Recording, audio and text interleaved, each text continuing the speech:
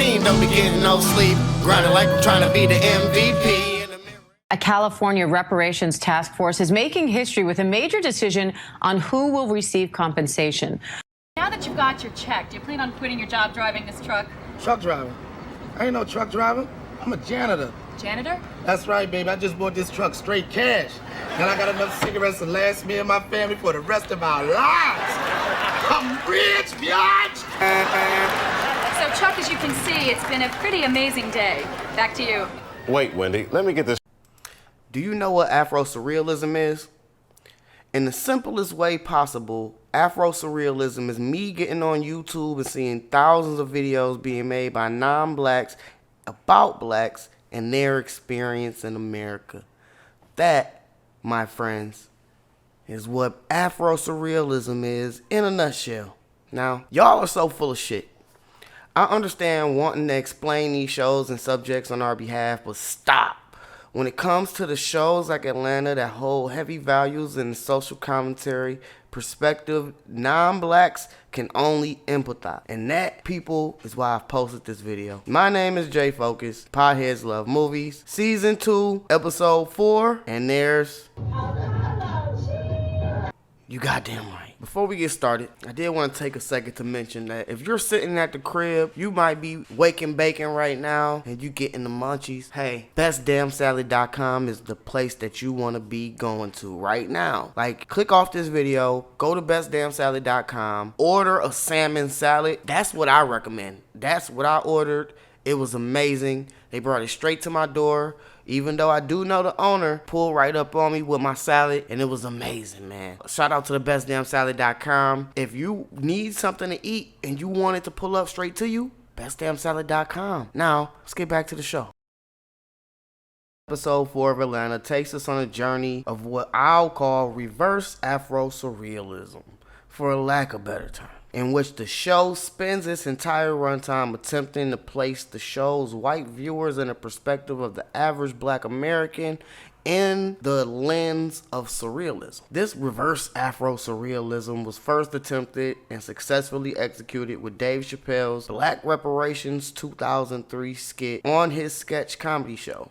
Now, this is what you call pushing the boundaries for black art. There's not a lot of people that really take it there, but the people that do have really done extremely well and have been successful for themselves, that have really took those different types of subject matters like Afro-surrealism to the very next level. And I'm going to explain a little bit more. Now, you might be wondering to yourself, well, what is this whole surrealism thing that J Focus keeps trying to point us in the direction of? If you weren't already aware of it, surrealism is a 20th century avant-garde movement in art and literature which sought to release the creative potential of the unconscious mind, for example, by a rational juxtaposition of images. So this is pretty much that, but in a different fashion. I'm going to give you some more features of what surrealistic art includes, and that is things like dreamlike scenes and symbolic images, unexpected illogical juxtapositions, bizarre assemblages of ordinary objects, automatism, and a spirit of spontaneity, games and techniques to create random effects, personal iconography, visual you get the point, right? Just weird shit, like, but cool weird shit, because people like Salvador Dali and Pablo Picasso are the people that kind of made this style of art famous. So in the meantime, in between time, Afro-surrealism is the same thing, just based on the black experience, primarily in American culture. And that is where I'm trying to direct everybody's thinking about this episode. Now, I brought up the Dave Chappelle aspect of Afro-surrealism or reverse Afro-surrealism earlier in the video, but I did want to mention the fact that this episode isn't about reparations or the so-called restitution taxes that they imply are due to people in this episode, or not implied to do are due to people in this episode, but in a comedic Afro-surrealistic, reverse Afro-surrealistic fashion, actually putting this out there to people. That is not what this is about. In fact, it's the furthest thing from that. This is an artistic expression about white fragility that places yet another mirror to society for people to look at them for themselves. people come with all of these excuses and arguments all the time about, yeah, my people were slaves and all of these types of arguments. And it's like, that's cool, dog. But we not talking about what was used to build Europe. That's their discussion. We're talking about what was done to build America. And what was done to build America is just a lot more recent than people give credit for. And they try to make it so that it almost didn't happen, but it did. It wasn't that long ago.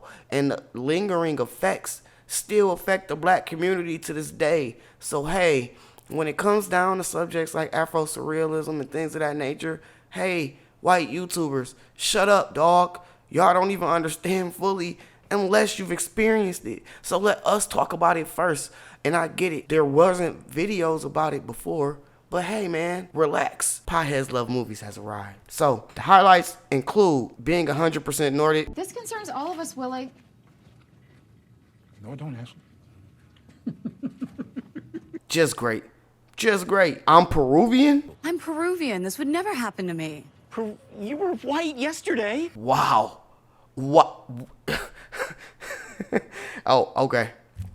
Cookouts in front of apartments you don't own is fucking nuts.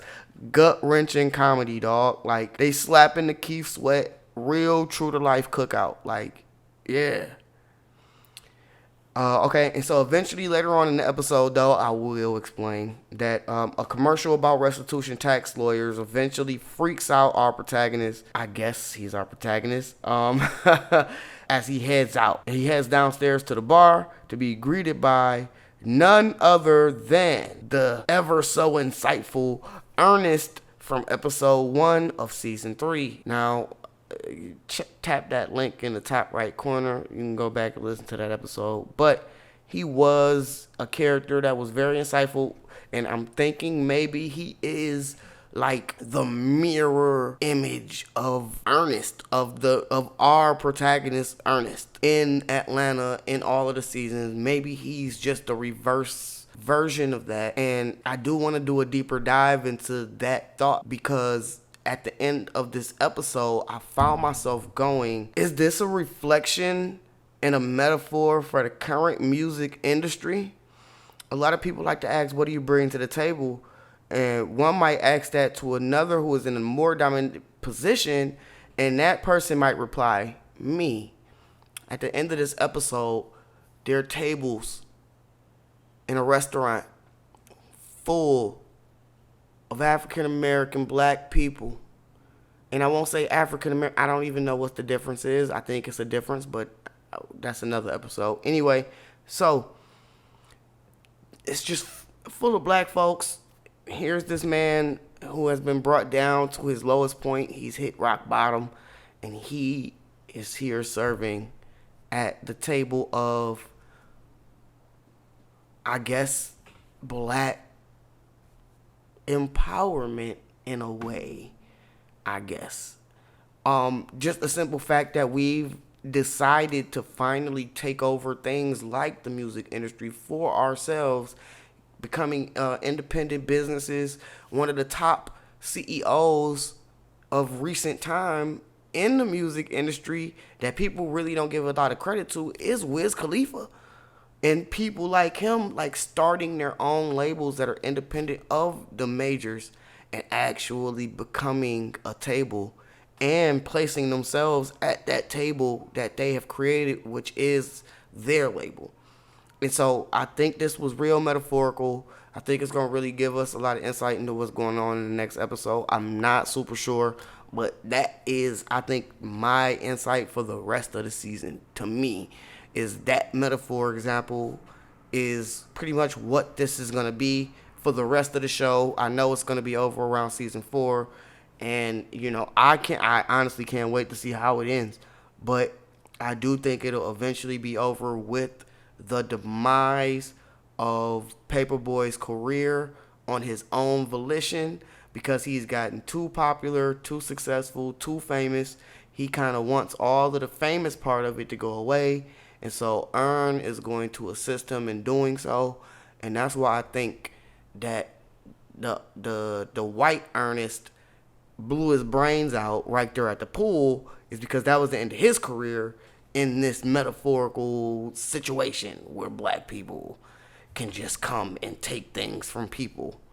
But what do you guys think? Let me know in the comments. Like, comment, subscribe. We can talk about it. I'm down, you know what I'm saying? Like, I'm not gonna run from the tougher discussions. If you do want to talk to me about it, feel free.